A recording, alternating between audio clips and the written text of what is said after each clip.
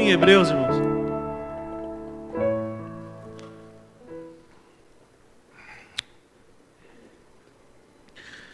Quem não veio semana passada, diga amém.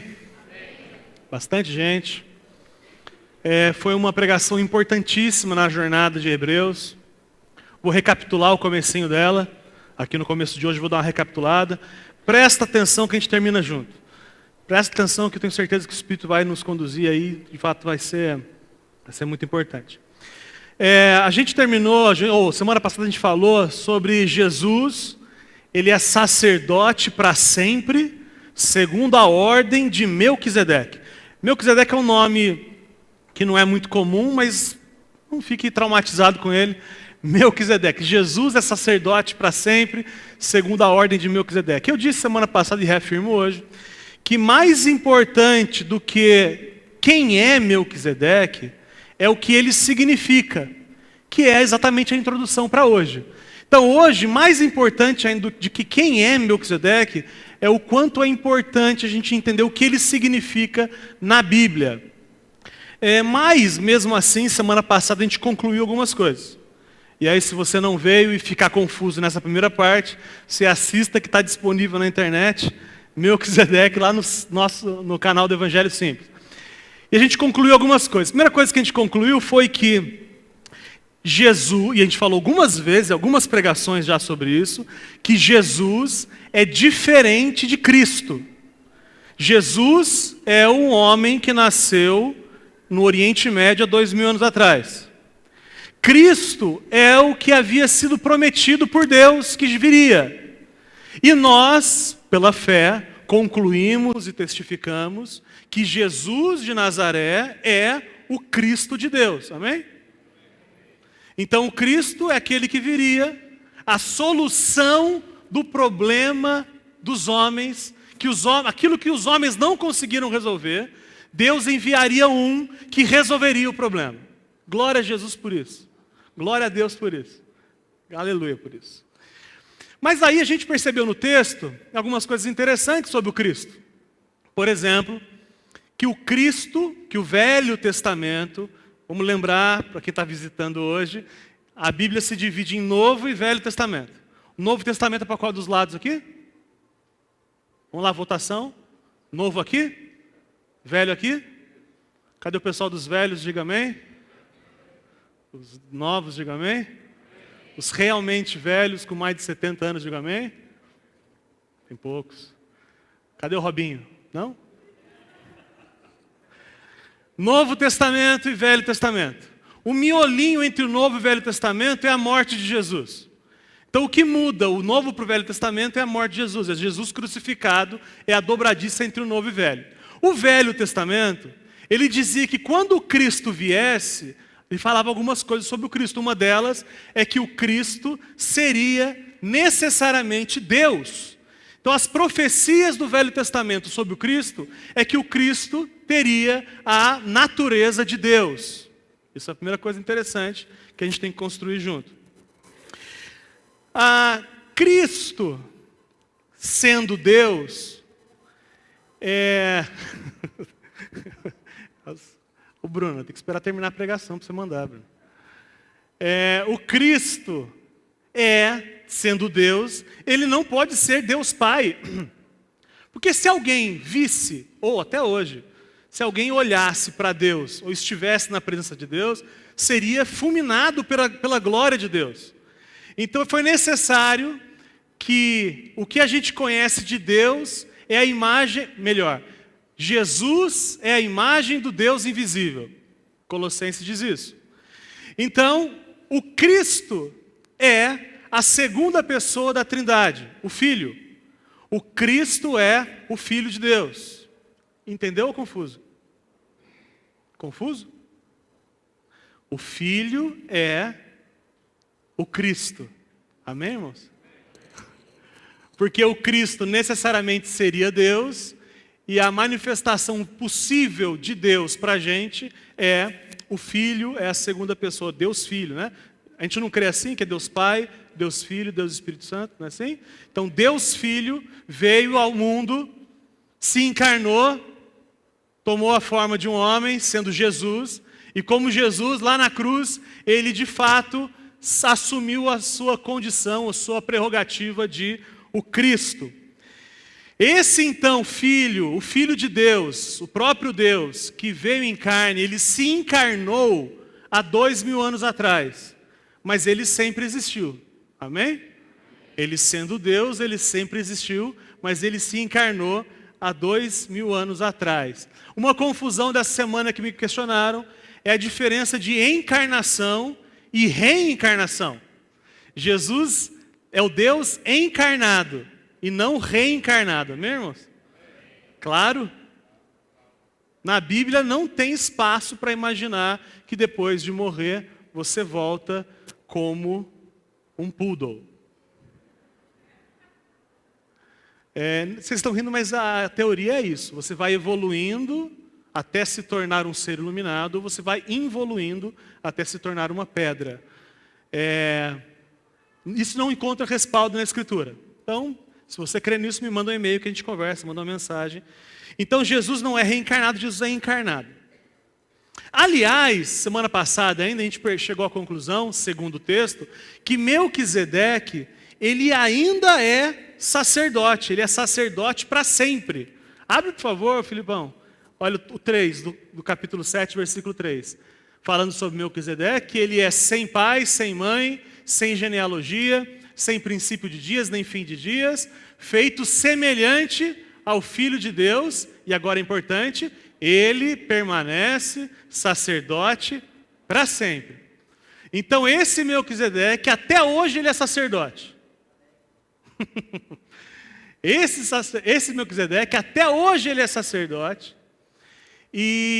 Ou seja, até hoje ele intercede por nós. Melquisedeque está vivo ainda hoje e intercede por nós. É isso aí, vamos seguir um pouco mais. Essa afirmativa de que Melquisedeque está vivo até hoje, deixa claro mais uma vez que nós estamos falando do Cristo. Que quem intercede por nós eternamente, segundo a Bíblia, é Jesus Cristo, amém? Então fica claro, segundo o texto, que Melquisedeque é o Cristo. Melquisedeque não é Jesus, porque Jesus é o Cristo encarnado, mas Melquisedeque é o Cristo, a segunda pessoa da Trindade, a segunda manifestação do mesmo Deus, que é o Deus Filho. Amém, irmãos? Claro ou confuso? Claro. Que bem, amém. Melquisedeque, inclusive, ele é apenas uma das vezes que o Cristo se manifesta no Antigo Testamento. No Antigo Testamento, semana passada a gente falou, o Cristo se manifesta muitas vezes. A gente falou do momento que ele encontra com Jacó, a gente falou de Agar, que encontra o Cristo, Deus. Você quer ver uma história que vocês conhecem desde criança? Sadraque, Mesaque e Abednego. Quem conhece, diga amém. Os amigos de Daniel. Simplificar a história para quem não conhece. Deus chegou e falou... Deus falou, não, eles combinaram que eles iriam orar e... Enfim, eles iam ser cristãos lá de fato. Iam ser de Deus lá na Babilônia, lá onde eles estavam cativos. E aí o rei, com síndrome de megalomania, faz uma estátua de si mesmo, de ouro. E ele fala assim, ó pessoal, eu vou tocar a trombeta. A hora que eu tocar a trombeta, todo mundo se ajoelha. Combinado? Combinado. Aí ele toca a trombeta, tem a estátua de ouro. Todo mundo se ajoelha e no meio do povo fica 3. Sadraque, Mesaque e Abednego ficam em pé.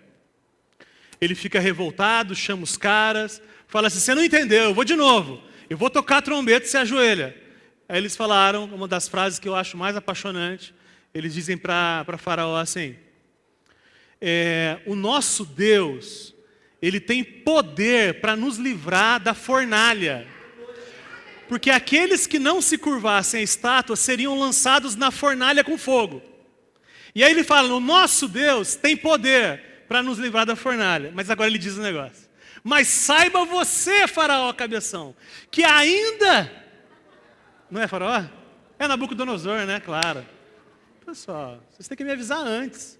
Primeira vez que eu falei, você tem que corrigir já. Nabucodonosor. É que quando eu falo faraó, eu estou querendo dizer Nabucodonosor.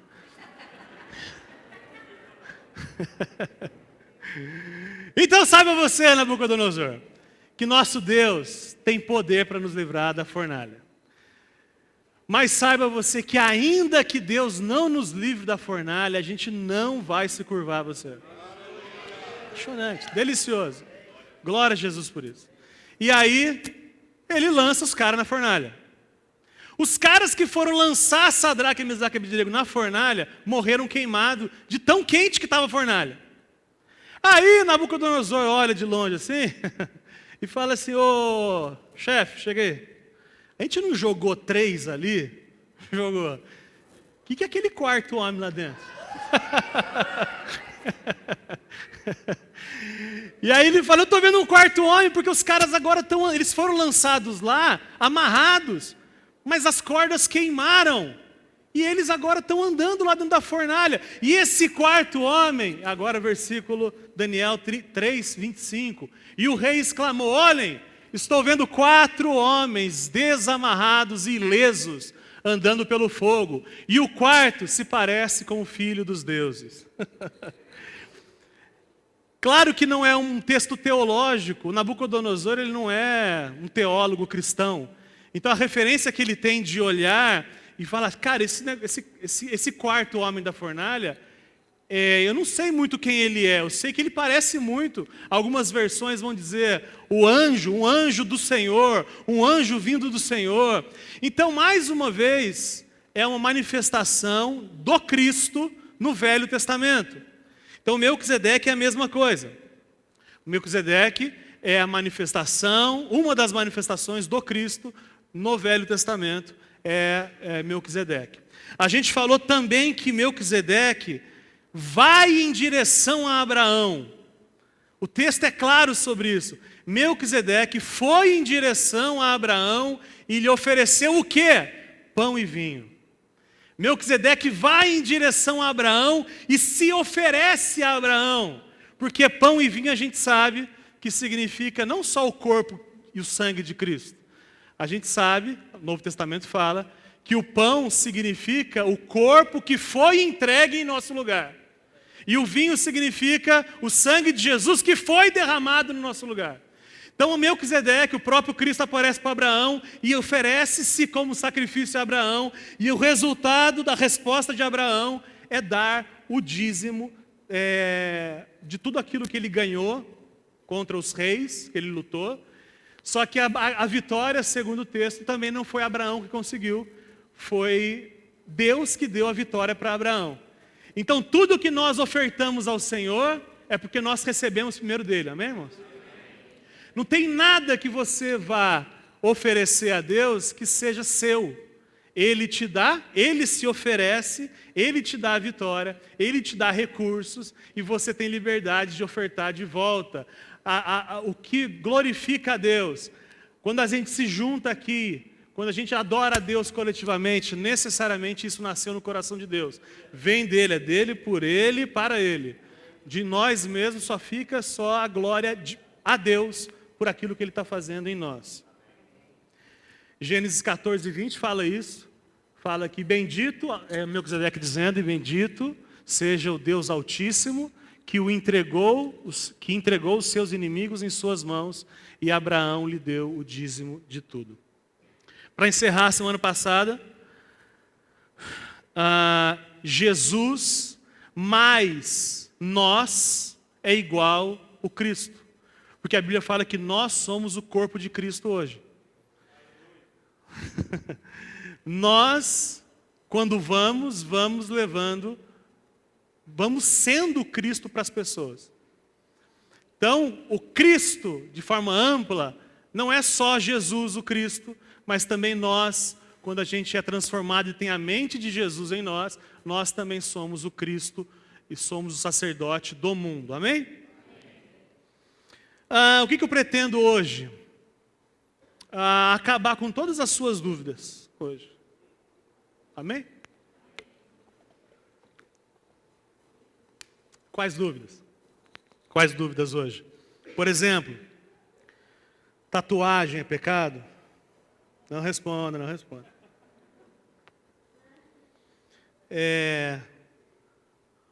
Como é que funciona esse negócio de pecado na vida do crente? Guardar o sábado. Você sabe mesmo, você ganha uma discussão. Ainda que o objetivo não seja ganhar a discussão, seja ganhar o cara, mas se os caras te pegam, você ganha a discussão com o testemunho de Jeová sobre isso? Hein? Sobre sábado, você ganha? Você sabe ensinar certinho? Você abre a Bíblia, sabe os textos certos para dizer para o cara que não faz sentido guardar o sábado? Ou melhor, guardar o sábado não é não trabalhar num dia? Você tem esses textos na cabeça? Vamos entender se cerveja faz sentido, vinho, dízimo. Você quer ver uma coisa que é comum na igreja evangélica? Selecionar da lei quais são as leis que a gente vai seguir. E é uma coisa que é pesada. Então você conversa com algumas pessoas, por exemplo, que dizem que o bacon está liberado. Amém, irmãos? Amém? Está liberado? Mas está na Bíblia para não comer. E aí? O mesmo texto que fala para você não matar ninguém, fala para você não comer bacon. E aí?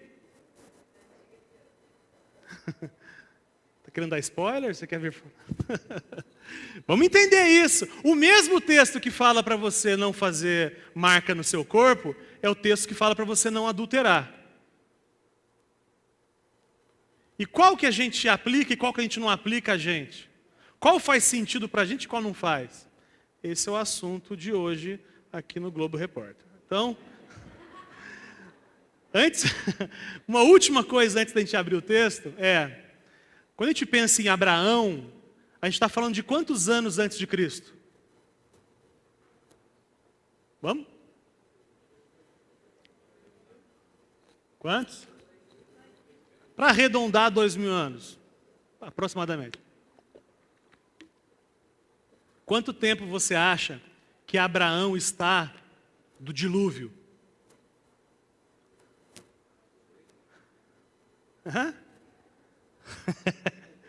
Se eu te falasse que entre o dilúvio e Abraão deve ter mais ou menos aí uns 350 anos. Assustador, né? Você achava que era milhões de anos, né? Eu estou ligado que você frequentou a escola, o pessoal falou lá que o dinossauro existiu há bilhões de anos. Coloca a fotinha pra gente aí, ô Filipão. Quem quiser eu encaminho isso aí também. Cada laranja é uma pessoa. Esse laranja de baixo aí é Noé. O laranja lá de cima, o primeirinho lá em cima, é Jacó. Vocês leram daí? Caramba, vocês estão bons, hein? Jacó. Olha que interessante, cara. Abraão conviveu com Abraão. Noé conviveu com Abraão. Olha que loucura isso, cara. Sem, que é o filho de Noé, ele morreu depois de Abraão. Alguém pré-diluviano morreu depois de Abraão. Muito louco isso, né? Sabe por que isso vai me ajudar hoje? Em nada, mas é muito interessante isso aí, cara. Eu achei muito interessante isso aí, cara. Então, olha só. É isso aí, vocês entenderam, né? Isso é muito interessante. Tudo é muito recente. A gente tem uma ideia, porque a escola nos ensinou assim, que são milhões de anos e não são. De Adão até hoje, eu sei que te incomoda, mas de Adão até hoje tem 6.000 anos. Te incomoda, né, evolucionista? Você é cristão, mas acredita na evolução, isso chama-se evolucionismo teísta. Também está furado, irmão, está perdido também. 6.000 anos. 6.000 anos atrás. Adão até agora. Mas é bastante tempo também, viu? Porque do descobrimento do Brasil até agora tem 500 anos. E olha o que mudou já em 500 anos. Quantas pessoas tinham aqui na época do descobrimento? E quantas pessoas existem hoje no Brasil? Como que o crescimento em PG? Tudo isso posto, vamos entrar no texto de Hebreus 7, de 1 a 19. Vou ler de novo, da semana passada, só para a gente construir junto, diz assim: esse Melquisedeque, rei de Salém e sacerdote do Deus Altíssimo, encontrou-se com Abraão quando este voltava, depois de derrotar os reis, e o abençoou. E Abraão lhe deu o dízimo de tudo. Em primeiro lugar, seu nome significa rei de justiça, depois rei de Salém, que quer dizer rei da paz. Semana passada a gente falou que Jesus é o rei de justiça e o rei de paz, mostrando só que de fato Melquisedeque é o Cristo. Versículo 3. Sem pai, sem mãe, sem genealogia, sem princípio de dias, nem fim de vida, feito semelhante ao Filho de Deus, ele permanece sacerdote para sempre. Então até agora ele falou do ente Melquisedeque. Quem era Melquisedeque? Agora na sequência, que é o assunto de hoje, a gente vai entender qual é o significado de Melquisedeque. Versículo 4, diz assim: considerem a grandeza desse homem, até mesmo o patriarca Abraão lhe deu o dízimo dos despojos. Até o patriarca Abraão deu o dízimo para Melquisedeque. A pergunta de hoje, para a gente começar, é: o que significava o dízimo nesse momento de Abraão? Porque o dízimo vai ser instituído por Deus na lei, no Velho Testamento, desse lado aqui, 430 anos depois, Abraão a Moisés, vai ser instituído o dízimo 430 anos depois. Então por que é que Abraão inventou esse negócio de dar o dízimo? Da onde ele tirou esse negócio? A gente precisa entender que era um costume da época. Na época existia essa parada de dar o dízimo. Os babilônios agiam assim. Foca em mim que vai dar certo. Os babilônios, povo muito antigo, fazia isso. Os assírios davam dízimo. O Código de Hammurabi falava sobre o dízimo. A gente estudou na escola o Código de Hammurabi. Ele cita o dízimo também.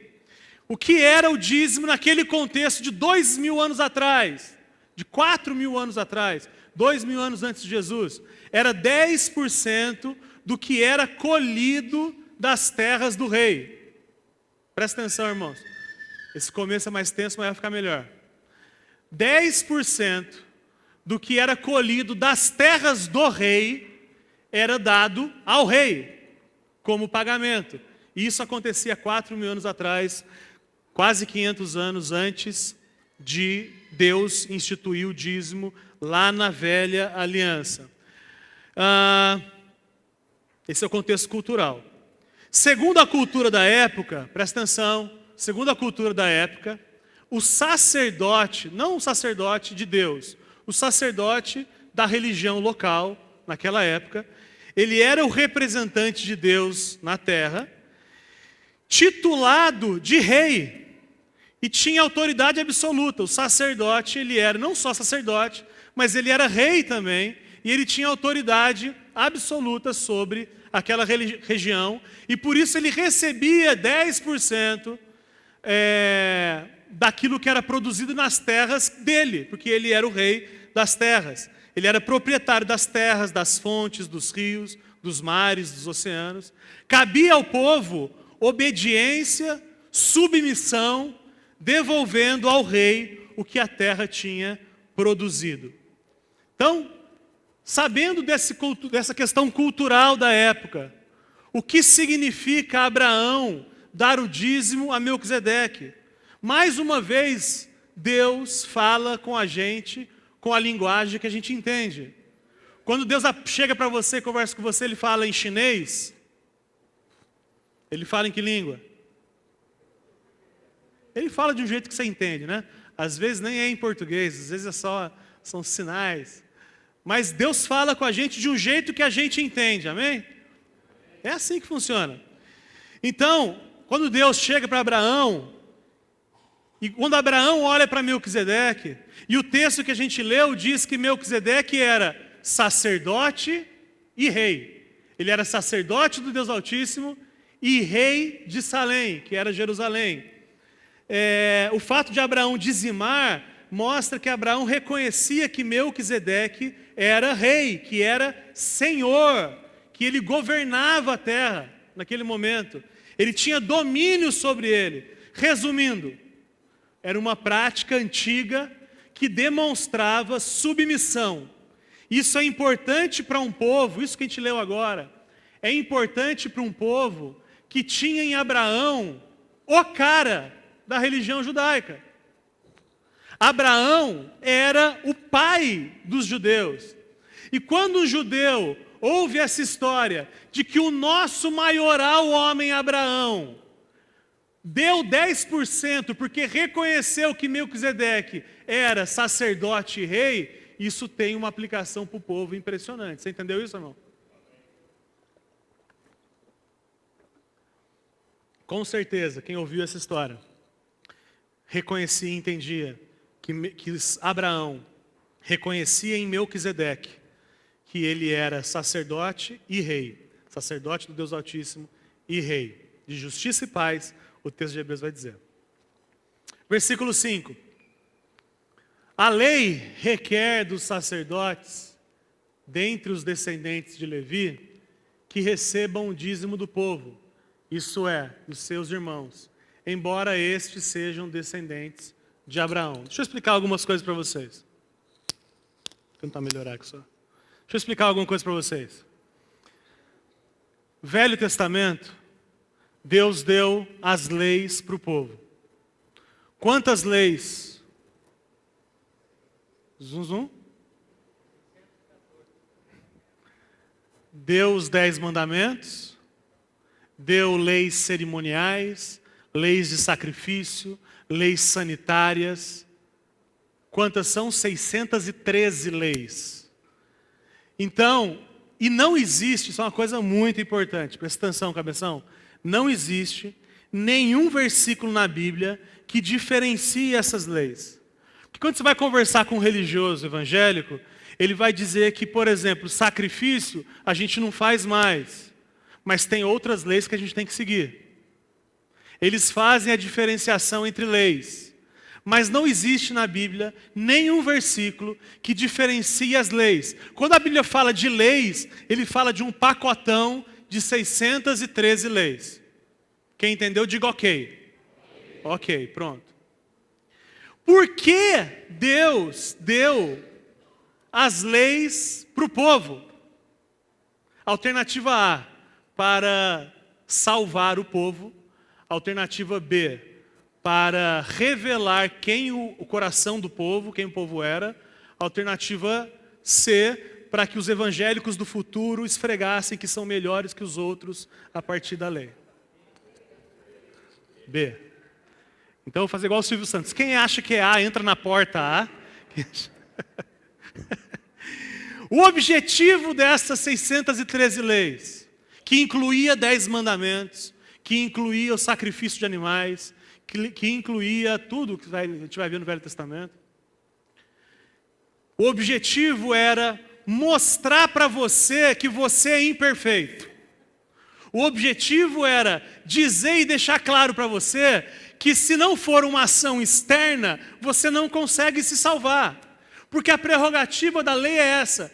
Pessoal, se vocês cumprirem todas as leis, vocês não precisam do Cristo. Vocês não precisam de um Salvador. Vocês vão para o céu sozinho. E aí, a gente, como é perfeito, a gente cumpriu todas as leis. Foi isso que aconteceu? Claro que não.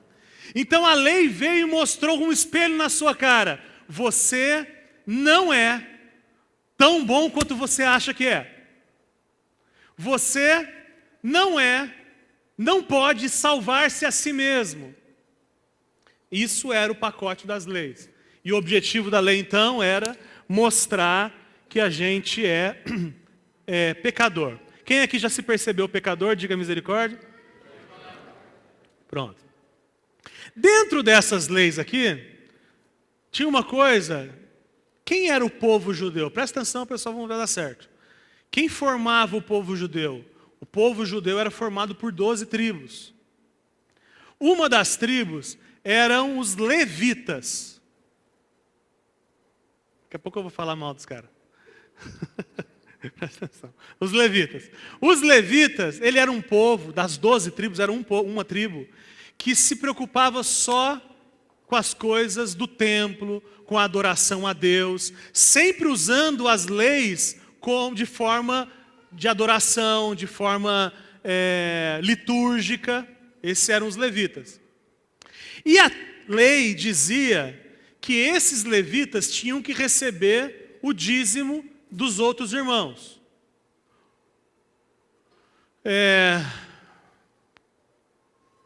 Esse é o contexto histórico, ok?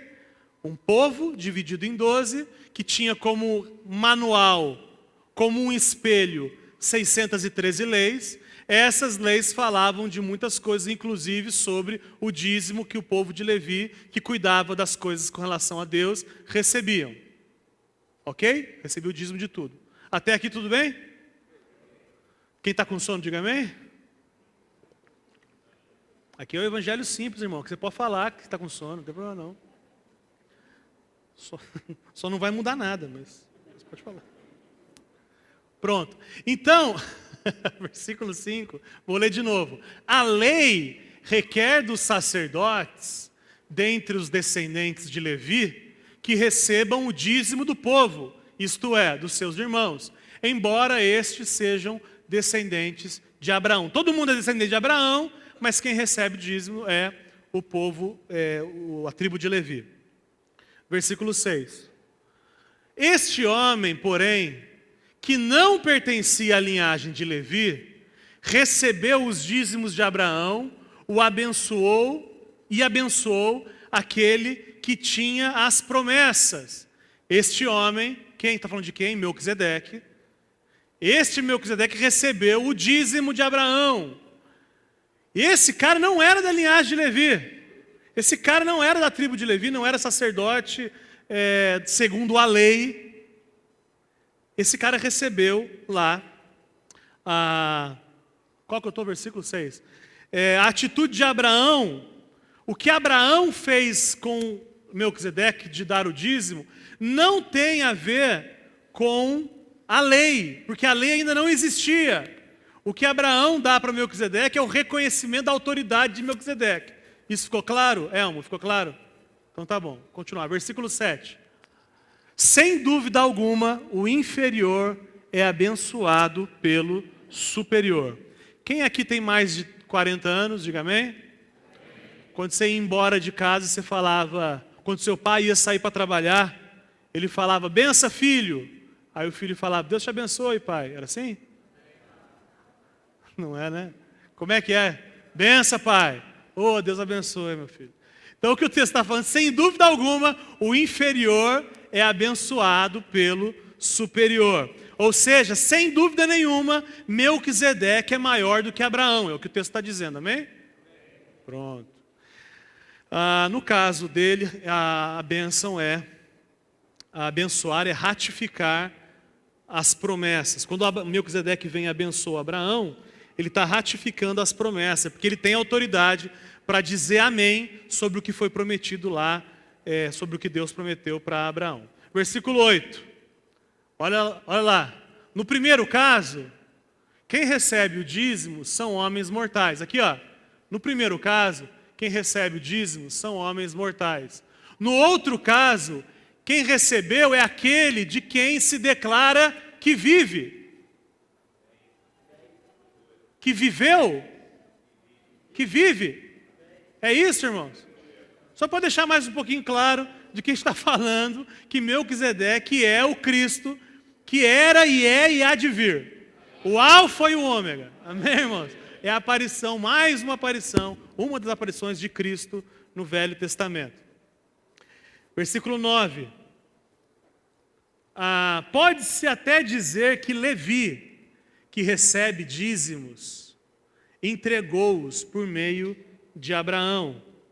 Então, Levi, em Abraão, porque Levi é semente de Abraão, nos lombos de Abraão, eu nasci em 85, mas em 75 eu estava nos lombos do meu pai. Para ser bem delicado, amém, irmãos?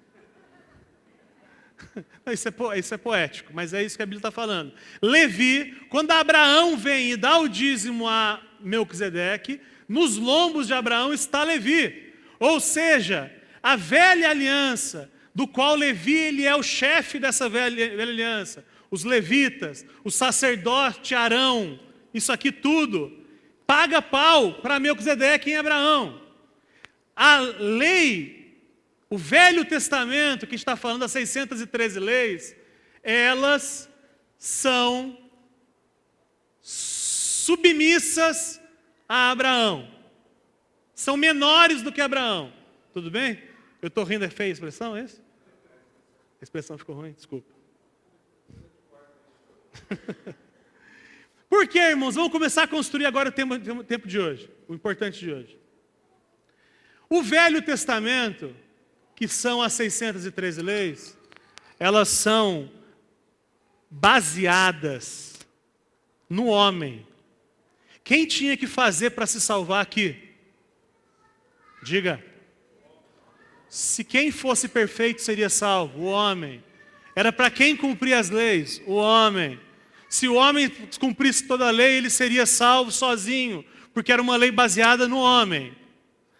No Novo Testamento, a nova aliança, como a gente falou há 2 semanas atrás, não é baseada no homem, é baseado em Jesus, ou baseado no Cristo. Inclusive, quando Deus foi fazer a promessa a Abraão, a gente falou sobre isso, Abraão dormiu e Deus passou sozinho, dizendo que a nova aliança ela é firmada somente em Deus. Porque se nós somos infiéis como nós somos, Ele permanece fiel, porque Ele não pode negar-se a si mesmo. Só que isso que eu estou falando, Abraão, Melquisedeque, é 430 anos antes da lei. Não existia a lei. Ou seja, a salvação sempre foi pela fé no Cristo. Ou seja, a nova aliança, ela é antes da velha aliança. Porque antes da velha aliança existir, já existia a aliança em Melquisedeque, em Abraão, a promessa que Deus fez a Abraão. Diga amém. Confuso? A velha aliança, ela é velha, não porque ela é mais antiga, é velha porque ela é caduca. E eu não estou falando do Jorge, da caduquice dele. Brincando, brincadeira. Eu prometi que eu ia parar de fazer.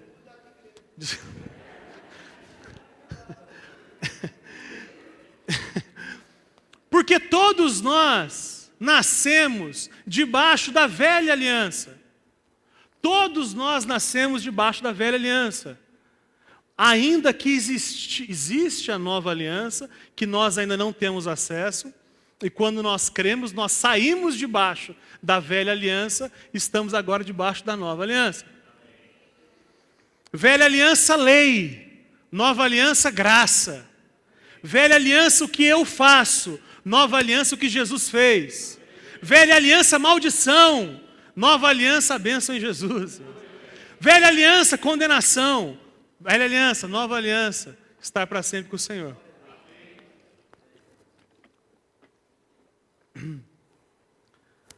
Amém? Amém. Versículo 10, diz assim. Pois quando Melquisedeque se encontrou com Abraão, Levi ainda estava no corpo do seu antepassado. Foi o que eu disse já, né? Levi estava em Abraão, reconhecendo a supremacia do sacerdócio de Melquisedeque. Versículo 11, olha que importante agora.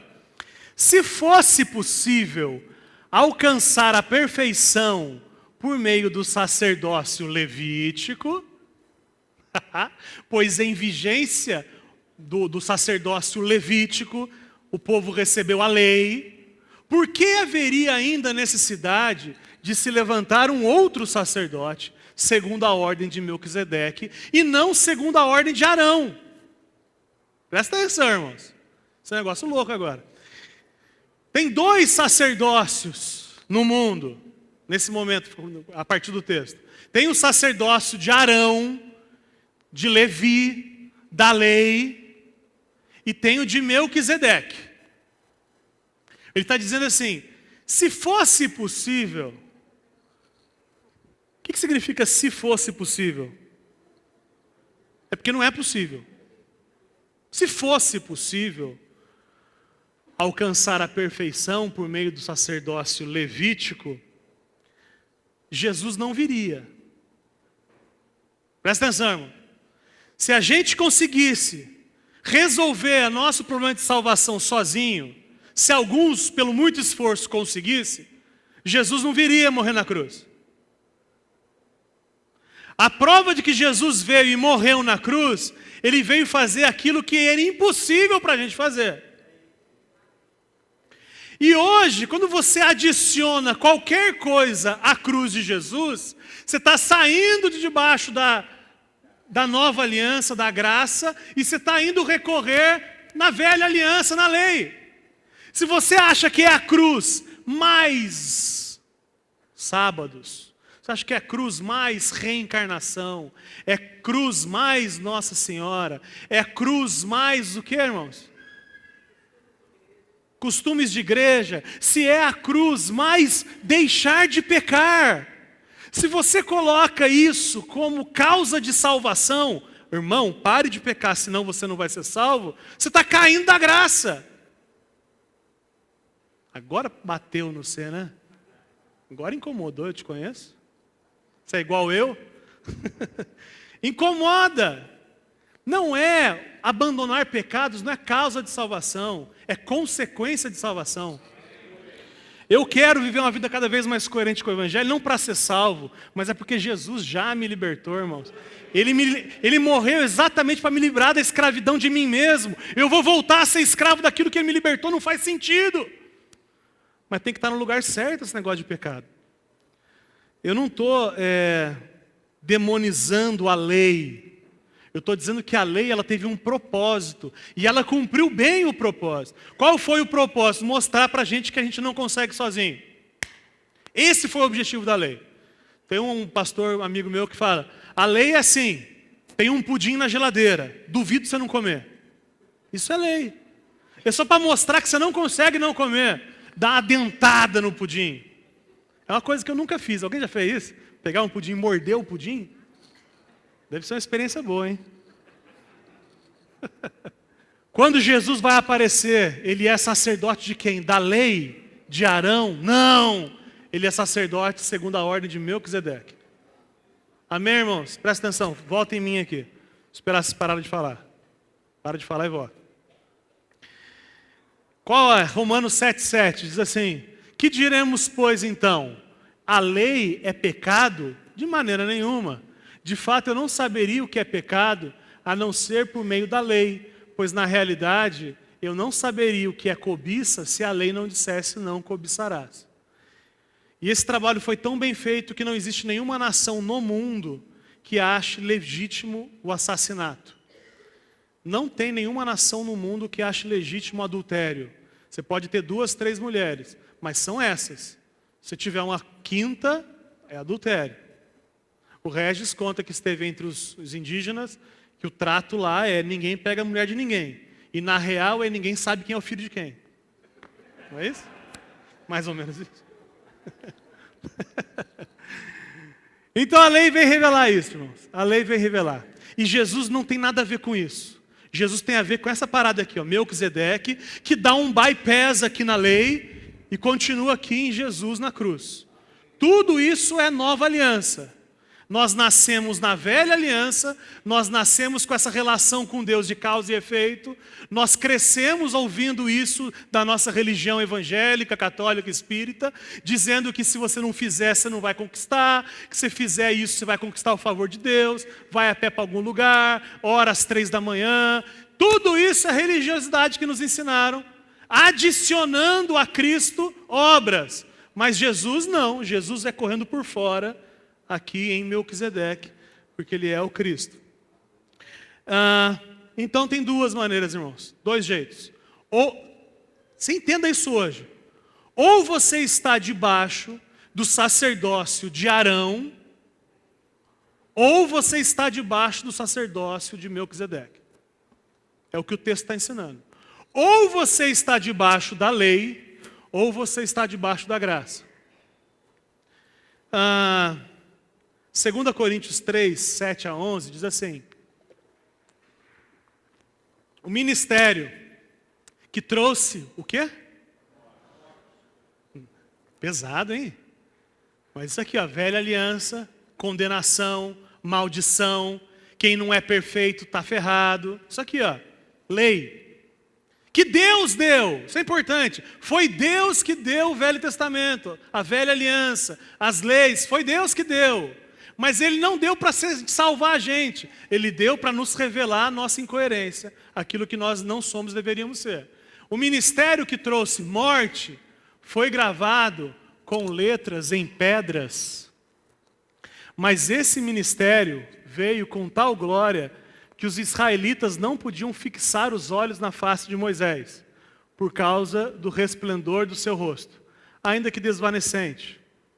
Ele está dizendo assim, Moisés, quando recebeu as leis, mesmo isso aqui que trazia morte, porque o que nos condena é Moisés, o que nos condena é a lei, o que nos condena são as regras, isso nos condena. E mesmo assim, essa lei, olhando para Moisés, Moisés ficou brilhando quando recebeu a lei, versículo 8, não será o ministério do Espírito ainda muito mais glorioso, aqui ó, se era glorioso o ministério que trouxe condenação, quanto mais glorioso será o ministério que produz justiça, pois o que outrora foi glorioso, agora não tem glória em comparação com a glória insuperável. E se o que estava se desvanecendo se manifestou com glória, quanto maior será a glória que permanece. Isso aqui já era um negócio interessante, isso aqui já transformava a gente lutando para ser de forma adequada, isso aqui já era alguma coisa legítima. Romanos vai dizer que isso aqui era bom, errado sou eu, que não consigo cumprir a lei. A lei é boa.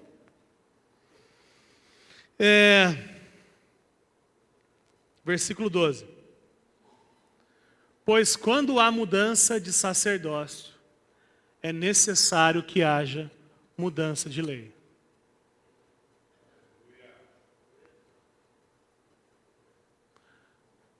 Eu disse que a gente nasce sob o sacerdócio de quem? Da lei. A gente nasce sob o sacerdócio de Arão. A gente nasce preso nessas leis, nessas regras religiosas. Não tem como fugir. Se você infringir qualquer lei de Deus do Antigo Testamento, você vai ser condenado por isso. Todos nós infringimos muitas. Ou seja, nós seremos condenados por isso. Pois quando há mudança de sacerdócio, é necessário que haja mudança da lei. Estou desenhando? Se estamos sob o sacerdócio de Arão, devemos cumprir toda a lei. Ela ainda está em vigor para aqueles que estão sob o sacerdócio de Arão. Deixa eu repetir.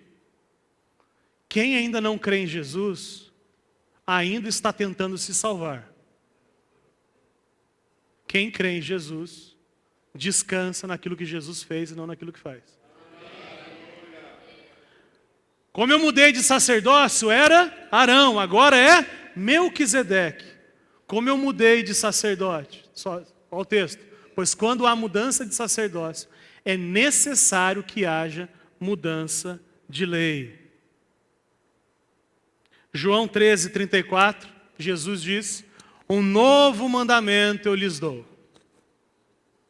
Amem-se uns aos outros, como eu amei. Vocês devem amar-se uns aos outros. Com isso, todos saberão que vocês são meus discípulos, se vocês amarem uns aos outros.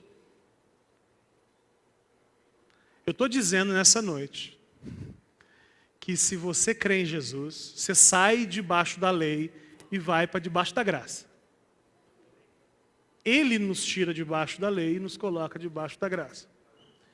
E sendo verdade isso, nenhuma das 613 leis se aplicam para nós que cremos.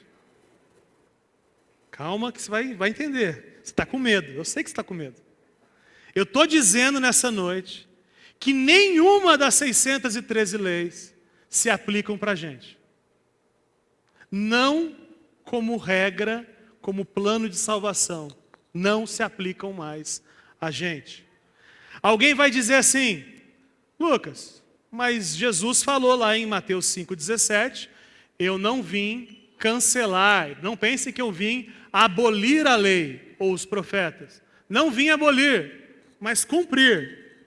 Quem veio cumprir? Como é que é? Essas leis aqui, quem é para cumprir? Isso eu aprendi com o Daniel, meu irmão. O texto não fala assim, Jesus dizendo, eu vim para que vocês cumpram a lei. Não! Eu vim cumprir a lei no lugar de vocês. Vocês não conseguem cumprir a lei. Eu vim cumprir no lugar de vocês. Aliás, a prerrogativa do Messias é essa. Que o Messias seria o único que conseguiria cumprir todas as leis. Jesus cumpriu todas as leis. Sendo perfeito, não tendo pecado, ele foi habilitado a morrer no seu lugar na hora que iam te matar, porque você é um pecador.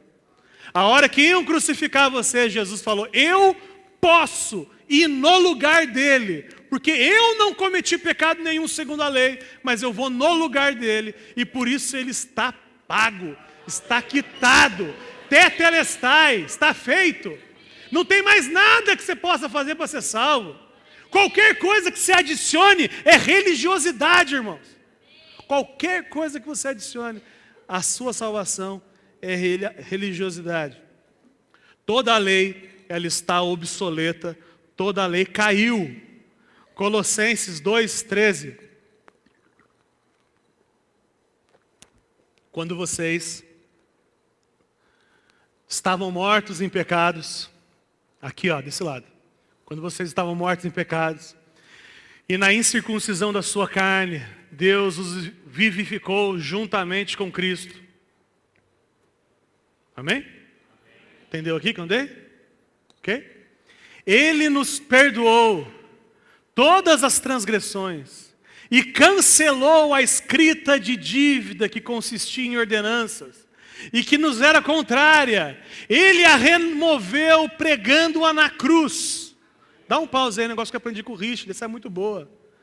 A lista dos seus pecados, fez isso, fez aquilo, uma lista enorme. A lista do Richard é enorme, eu conheço.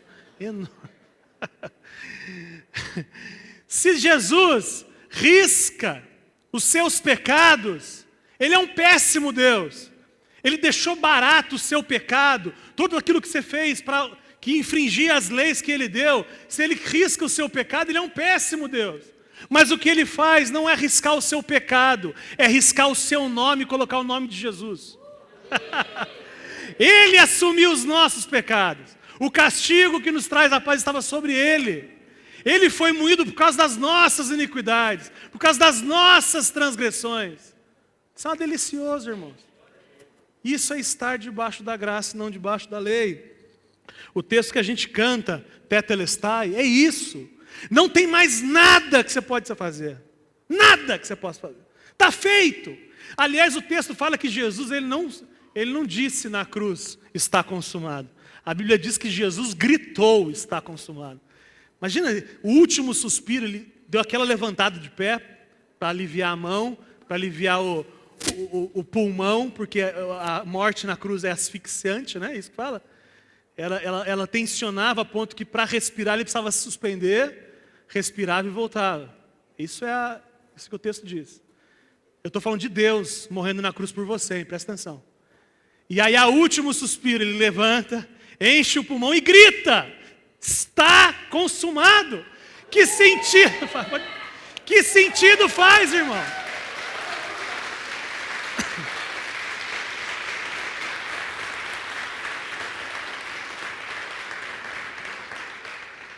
Que sentido faz você pensar na ideia de cumprir as leis do Velho Testamento? Você está brincando de ser crente, você não entendeu, irmão. O Evangelho é uma mudança de mente. Agora eu começo a pensar como Jesus. Isso é o Evangelho. Cansativo ver gente que não entendeu isso. Não entendeu isso. Não rompe. Não entendeu isso. E aí, a pergunta que você está pensando. Este gordo é libertino. Ele está dizendo que tudo pode. Sim, eu estou dizendo que tudo pode. Agora eu estou dizendo que eu que tenho a mente de Cristo e sigo o novo mandamento de Cristo, que é amar a Deus e amar o próximo. Quem ama não adultera, irmãos. Eu amo a minha esposa. Eu tenho que amar o marido da mulher que eu adulteraria. Eu tenho que amar a mulher que eu adulteraria porque eu vou estragar a vida da mulher. Quem ama não adultera. Quem ama não rouba. Quem ama, ama o trabalho do irmão. Como é que eu vou roubar? Como é que eu vou me apropriar de algo que não é meu? Essa é a nova lei que o Evangelho traz. Não tem a ver com leis chatas, cerimoniais, regrinhas. Não, tem a ver com a mudança de mente, o amor que Ele derrama no nosso coração. E eu vou por aí vivendo esse amor. Isso é o Evangelho. Tem que fazer sentido para nós. Não faz sentido a gente ser o pregoeiro da lei. Que o Senhor tenha misericórdia de nós. Se você obedece a Deus com medo de ir para o inferno, você não entendeu. Você está aqui. Não tem nada a ver. O inferno está superado, irmãos. Esse negócio de condenação, você está louco, irmão. É mesmo, você está falando sério mesmo. Não se trata mais sobre isso entre nós. Isso aí já é um assunto velho entre nós. Ir para o inferno porque comeu bacon. Porque está usando bermuda, porque... Eu não consigo entender, só um parênteses aqui.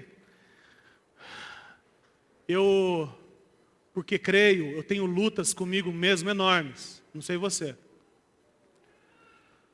Então são coisas realmente sérias. Que eu já não queria mais pensar assim, ser assim, agir assim. E eu busco em Jesus para ser conforme Ele quer. É com você assim também? Então eu estou numa tensão aqui, numa tensão boa. Assim, eu estou numa luta comigo mesmo. Cara, orando para ser, etc, etc. Aí vem alguém e fala assim, ei, você não pode comer bacon. Aí eu falo assim, sério mesmo, irmão? Você tem que guardar o sábado. Você mesmo aí, você está lutando aí para romper com a sua devassidão heterossexual, homossexual. Você está lutando para ser um filho adequado, um pai adequado, mas não pode fazer tatuagem. Hã? Eu não entendi. Você está querendo dizer que depois a gente pensa nisso, vamos pensar em coisa mais séria. Depois a gente discute isso aí, porque senão a gente fica numa discussão superficial. Porque tem uma galera sem um monte de atitudes religiosas indo para o inferno. Estou errado?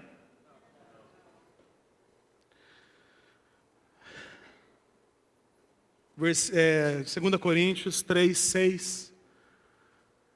Ele nos capacitou para sermos ministros de uma nova aliança. Não entendi isso aí, você entendeu isso aí? Ele nos capacitou a ser sacerdotes segundo a ordem araônica, é isso? Não, cara. Ele nos capacitou para sermos ministros de uma nova aliança. Não da letra aqui, não, mas do Espírito. Pois a letra mata, mas o Espírito vivifica. Você quer ser pregoeiro de quem da lei, irmão? Sério que você vai botar fardo em cima dos outros? É isso mesmo? Sério mesmo? Você não entendeu que é o Espírito que faz? Ou com você não foi assim? Ou com você foi você que se salvou, ou você que está se santificando? Com você é assim? E por que você exige dos outros isso? Espera, irmão. Tem um monte de coisas que você não rompeu ainda. Por que você não vai tratar com misericórdia o outro? Por que o pecado do outro te incomoda mais do que o seu? Não consigo entender isso. Não consigo alguém se afastar de alguém pelo pecado dele. Eu não consigo entender isso. Eu não quero mais ser seu amigo, por quê? Porque você é um adúltero. Eu não estou entendendo. É isso mesmo? O Evangelho é isso. Jesus fez assim. Foi assim que Jesus fez. Jesus, assim que ele chegou, disse, agora eu só vou comer com gente que é igual eu. Comendo sozinho todo dia, é isso?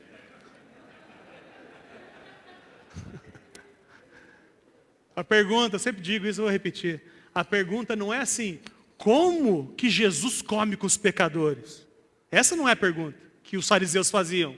A pergunta certa é, como que os pecadores se sentem à vontade para comer com Jesus? Como é que eles não se sentem acusados por Jesus? E eu estou falando de Jesus, eu não estou falando de você, cara. Eu estou falando do padrão moral Power, Master, Plus, Advanced. Eu não estou falando de você. E aí você senta do lado do cara e quer arrotar a sua santidade para o cara. Eu não consigo entender. Jesus que podia fazer, não fez. E você acha que você tem o direito de fazer. Tá legal. Tá entendendo bem mesmo. Entendeu legal. 13 e 14. Eu vou me adiantar um pouco. O Rafael falou assim, não fale isso. O Rafael marcou a semana no gabinete. Lucas, eu precisava falar com você um negócio. Não fale para as pessoas que você vai estourar o horário. Porque quem é pilantra e está louco para ir embora, fica mais inquieto quando você fala isso. Ele falou isso. Irmãos, me perdoe, pode ser mais 10? Vamos combinar? Todo mundo bota a mão aqui. Mais 10? Prometo, vamos lá. 13 e 14. Ora, aquele de quem se dizem estas coisas pertencia a outra tribo, da qual ninguém jamais havia servido diante do altar. Pois é evidente que o nosso Senhor descende de Judá, da tribo da qual Moisés nada fala quanto ao sacerdócio. Presta atenção nisso aí, irmão. Isso é importante, presta atenção. Jesus é de qual tribo? Ele é o leão da tribo de Judá. Os velhos conhecem a música. Jesus é da tribo de Judá. Judá era sacerdote? Não. Quem era sacerdote? Levi. Então Deus levanta Jesus e faz ele sacerdote para sempre, segundo a ordem de Melquisedeque, não sendo da tribo de Levi, mas da tribo de Judá. Por que isso é interessante? Porque nem Jesus era levita. E tem um povo evangélico que se considera levita, eu não consigo entender. Não, me explica. Alguém, por favor, me explica. Eu toco na igreja e eu sou levita. É levita, irmão, que interessante. E Jesus não era. Não, mas eu sou. Eu sou sacerdote. E aí, nessa idiotice, nesse pensamento, eu não estou falando que quem fala isso é louco. O que fala é idiotice. Ele não é idiota, mas aí, o que ele fala é. Por isso que é uma piada, igrejas judaizantes. É ridículo, irmãos. É ridículo. Igrejas que trazem conceitos judaicos para dentro, elementos para dentro do culto. Candelabro. Quipá. Tem uma galera usando quipá. Irmão, você não é judeu, você é brasileiro. Carioca. Não consigo entender o cara com quipá, pastor. Não consigo entender. O cajado. Deixa eu contar um negócio pra vocês. Você é bom. O Elmo, ele era pastor numa outra igreja. E deram para ele um cajado do tamanho dele. Mais do que... Não acaba aí a história. Não! Já é suficientemente ridículo, mas não para aí. Fizeram ele entrar na igreja, segurando o cajado. Isso não tem nada a ver com a fé da nova aliança. Não tem... Desculpa, Elmo. Desculpa. Você trouxe o cajado aí? Não faz sentido sábado. Não faz sentido. E olha que sábado a gente falou bastante aqui em Hebreus. Não faz sentido, isso aqui é coisa da velha aliança. Não faz sentido circuncisão. Tem uma igreja aí em São José, que eu não vou falar o nome, e não vou falar mesmo. Eles têm todos esses elementos. Chofar, quipá, tudo isso aí. E agora o pastor chegou começando a trabalhar circuncisão. E ele chegou assim, eu não vou obrigar vocês, mas eu sou circuncidado. Cada um sabe aí se é maduro. Quanto mais... Insuportável, quanto não faz sentido. Versículo 15 e 16, está acabando. 15 e 16, eu vou até o 19. O que acabamos de dizer, presta atenção, o que acabamos de dizer fica ainda mais claro quando aparece outro sacerdote semelhante a Melquisedeque, não semelhante a Arão. Alguém que se tornou sacerdote, não por regras relativas à linhagem, mas segundo o poder de uma vida indestrutível. O poder de uma vida indestrutível, que não se pode destruir. Jesus é sacerdote não porque nasceu, mas porque não morre. E esse é o gancho para a semana que vem, daqui a pouco a gente vai terminar a semana que vem. A nossa salvação, ela é segura, porque nós temos um sacerdote que não morre. Ele vive sempre a interceder por nós. Nas nossas incoerências com a lei, Jesus intercede e fala assim, está na minha conta. Isso que ele fez, bota na minha conta na cruz. É isso que o sacerdote faz, mas esse assunto semana passada. Tem uma música do João Alexandre que fala assim,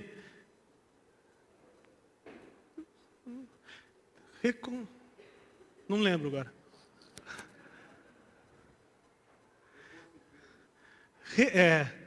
Reconstruindo o que Jesus derrubou, recosturando o véu que a cruz já rasgou, ressuscitando a lei, pisando na graça, se apossando dos céus.